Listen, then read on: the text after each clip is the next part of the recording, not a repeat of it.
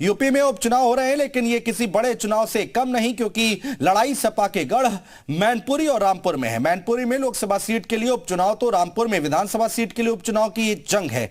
इस जंग में जीत के लिए अखिलेश सारे दांव आजमा रहे हैं, लेकिन बीजेपी के तेज हमले उन पर जारी हैं। मगर कुछ और मोर्चे भी हैं जहां से अखिलेश पर निशाना साधा जा रहा है।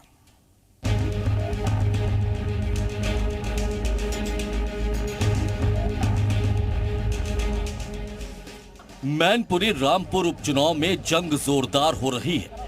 सपा के बीजेपी पर हमले जारी हैं, तो बीजेपी भी पलटवार करने में देरी नहीं कर रही। इस चुनाव में अखिलेश जानते हैं शिवपाल का साथ बहुत जरूरी है, क्योंकि गढ़ को बचाना है। साख का सवाल है, नेताजी के निधन के बाद पहला चुनाव है। जिन शिवपाल से अखिलेश ने विधानसभा चुनाव के बाद दूरियां बना ली थी, यही कुछ वजह रही होंगी जिनकी वजह से अखिलेश डिंपल शिवपाल के ऑर्गेनिक फार्मिंग करेंगे तो सिर्फ आपकी ही सेहत ही नहीं, बल्कि आपके पैसों की सेहत भी अच्छी रहेगी।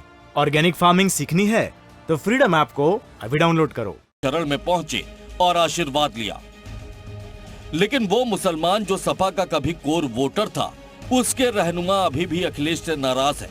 वो अखिलेश पर शिवपाल को धोखा देने के आरोप लगा रहे। यही वजह है कि मौलाना शहाबुद्दीन शिवपाल से अखिलेश का समर्थन न करने की अपील कर रहे हैं। शिवपाल यादव जी को मशवरा है कि वो गुज़श्ता उनके साथ में जो कुछ हुआ, उनकी तौहीन हुई, उनको इज्जत नहीं मिली और उनको सम्मान नहीं दिया, तो इसलिए उनको यही सही वक्त है उनको सबक सिखाने का।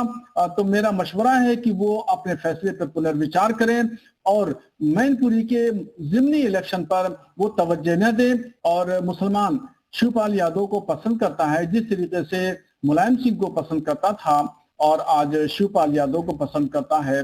अखिलेश यादव के मुकाबले में अगर देखें, जब समाजवादी पार्टी की हुकूमत हुआ करती थी तो मुसलमान ज्यादातर शिवपाल यादव के यहाँ जाया करते थे, उनके ऑफिस में, उनके घर पे।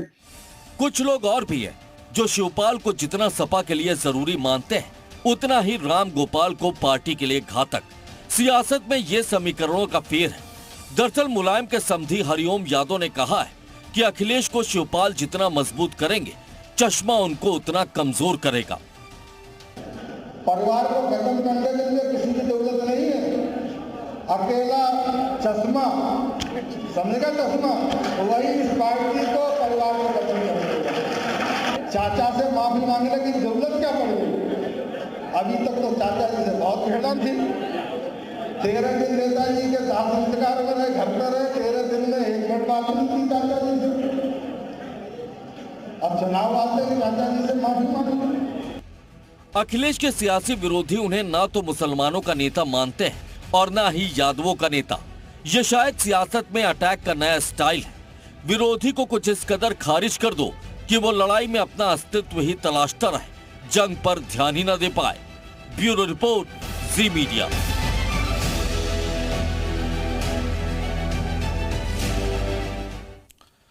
तो इन हमलों से अखिलेश यादव को नुकसान हो सकता है। उपचुनाव में बड़ा नुकसान संभव है। यादव वोट छिटक सकता है और इसके साथ ही साथ मुस्लिम वोटर कट सकते हैं। सपा कार्यकर्ताओं का मनोबल टूटेगा। अंदरूनी जंग में उलझे रह जाएंगे अखिलेश यादव। हार का सामना भी करना पड़ सकता है। तो ये जो हमले किए जा रहे हैं, क्या कुछ समीकरण बन रहे हैं, क्या कुछ संभावनाएं बन रही हैं, वो हम आपको बताने और समझाने की कोशिश कर रहे हैं।